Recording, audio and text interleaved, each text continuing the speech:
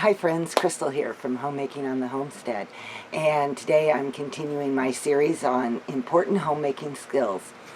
A little while back I did a video called Homemaking, Is It a Lost Art?, which got me thinking that it would be good to just touch on some basic skills.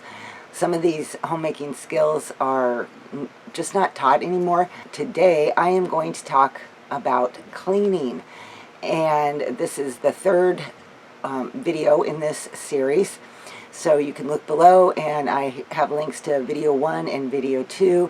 And if you'd like to see my video on homemaking, is it a lost art, I will post that up here if you haven't had a chance to look. Keeping a clean home is a skill that we all need, but it's often not taught. Keeping a clean home gives order, it reduces chaos, and it makes home a pleasant place to be. A messy house causes stress, and while there is a lot of things in our life to be stressful about, having a home that is messy and lacking order will just add to that weight. Our homes need to be a safe harbor. They need to be a place where you can come for rest and restore yourself. They shouldn't be a disaster and be a place that you're looking to try to get out of. Many years ago when I started out and my house would get messy, my particular way of dealing with it was to wait until it was a complete disaster and then madly spend a day or more cleaning, depending on how bad I had let it get. Then my home would be fine for a little while until I repeated that same process again.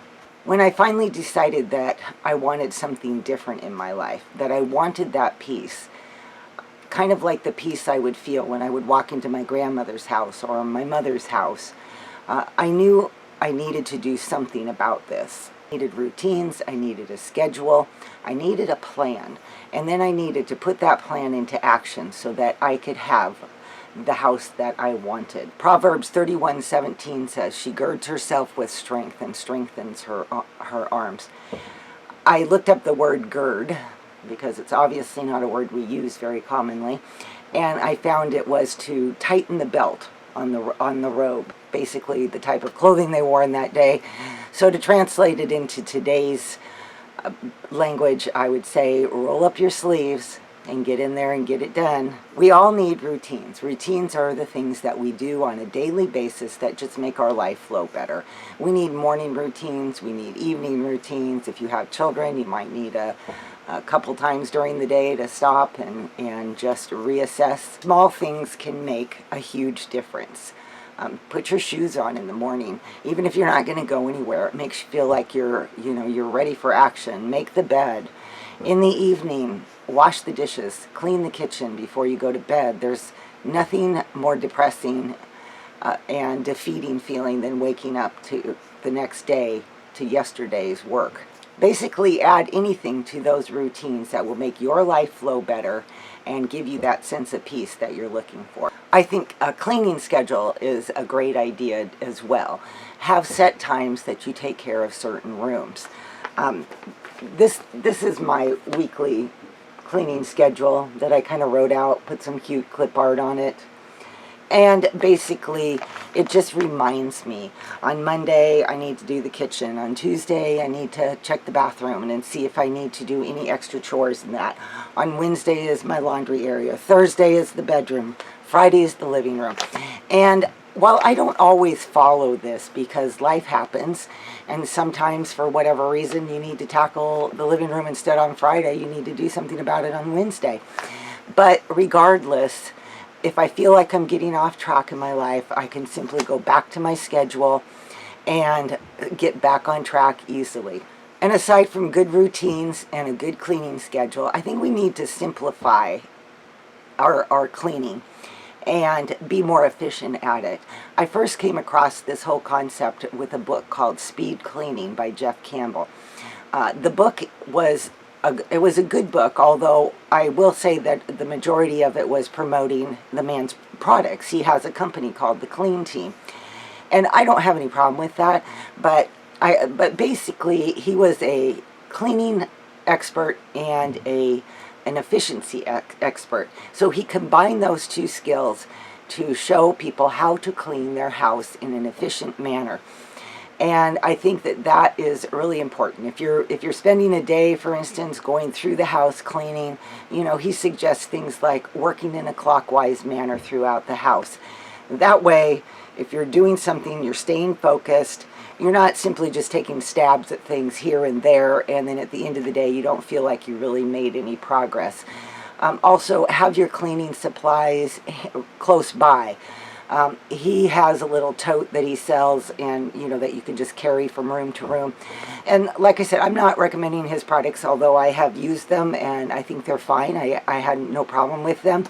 But basically, what I do is I leave my cleaning supplies in the rooms that I'm going to need them.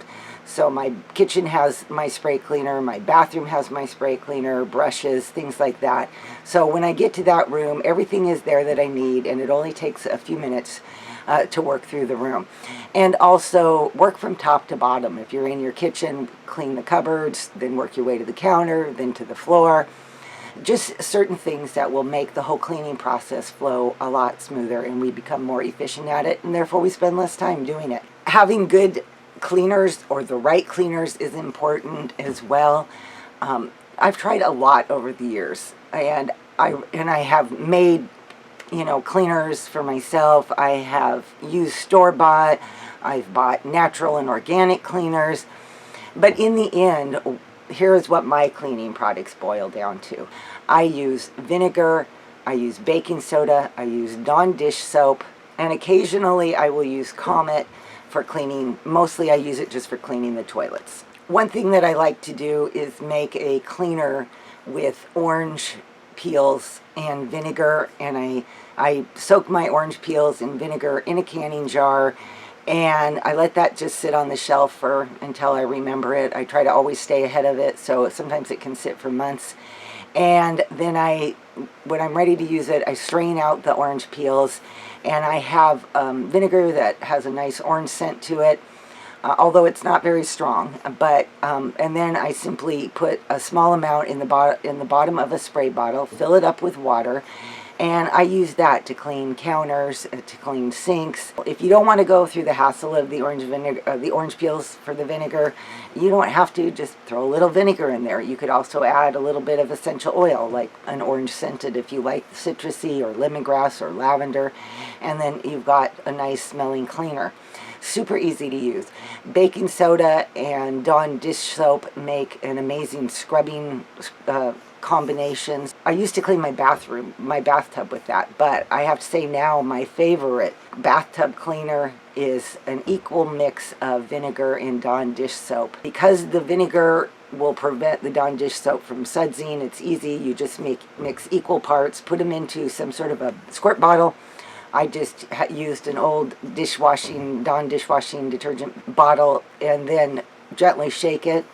You squirt it onto your tub. It sticks, so it's similar to those types of cleaners that you can buy that will kind of stick, and just leave it sit for a few minutes so it works on any scum or rings on the tub, and then wash it off. Sometimes all it takes is a washcloth. I don't even need a sponge. It just does an amazing job. These types of cleaners are great because they're available at every grocery store. They're easy to find, and they cost just very little money, so they're extremely frugal. I don't think that we also need a whole lot of cleaning tools. I do like having some good scrubbing brushes, set aside a stack of old rags that I use for cleaning cloths, a lint-free cloth for doing things like mirrors and windows, obviously a broom and a dustpan. Now, when it comes to mops, I will put a plug in, because a few years ago, I just kind of splurged and bought myself a Steam Mop. And I'm telling you, I have absolutely loved that Steam Mop. It does an amazing job. The only regret that I have is that I didn't buy one many years ago when I had children going in and out of the house, dragging in a lot of country dirt and dust.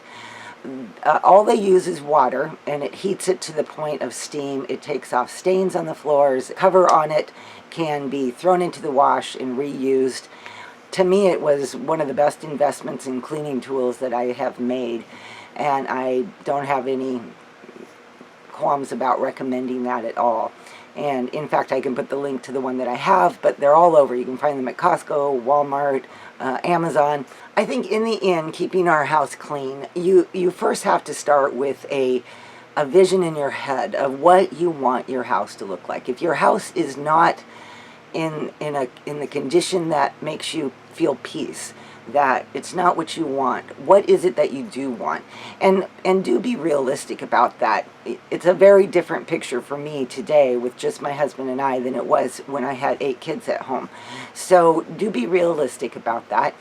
But have that vision in your mind of what you want and set out to make a plan so that you can accomplish that. And then roll up your sleeves and put that plan into action on a regular basis. Of course, there will be times you get off balance. People get sick, you have babies, you're up during the night, whatever your situation may be, it's totally understandable. But don't look at it as I'm a failure when those things happen. Just say, okay, it's time to regroup and get back on track again. And there is a huge blessing in providing a clean home for our family. It just creates part of that homemaking picture that people really crave today, I think. The other thing is that I think there's a lot of people that don't really enjoy cleaning, and I actually understand that. It's never been one of my favorite things. It's like one of those necessities that you have to do, but we don't necessarily find a lot of joy in it. So therefore, our motivation level sometimes isn't as high as we would like it to be. And one thing I have done over the years to try to help with that is to learn to enjoy the process.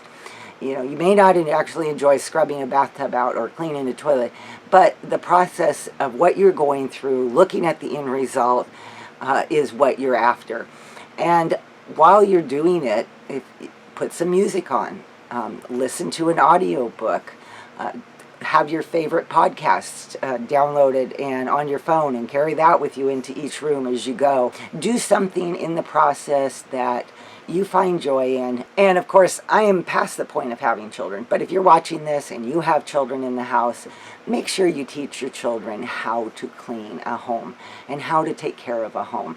I think, you know, as children, we probably all had chores, take out the garbage, make our bed, that kind of a thing. But I think what has been lost is that we're not handing down the whole process along the way to our children so that they know how to manage a home. My greatest thought on this is that teach them not just each individual chore, but the bigger picture of what you want. Have them help you as you're cleaning and teach them about what you want your house to look like and the importance of a home and the importance of keeping a home, and allow them to learn all those necessary skills to take care of that home that they will one day have. Okay, friends, that is part 3 of homemaking skills on cleaning. And if you like this video, could you give it a thumbs up? I really do appreciate that. It means a lot. And if you're new to my channel and you haven't subscribed yet, would you please consider subscribing? I am very appreciative of each and every one of you that subscribes, that comes and watches my videos, and those that leave comments and getting to know some of you. It's really been nice, and I appreciate it so much. All right, you guys, I will see you next time. Bye-bye.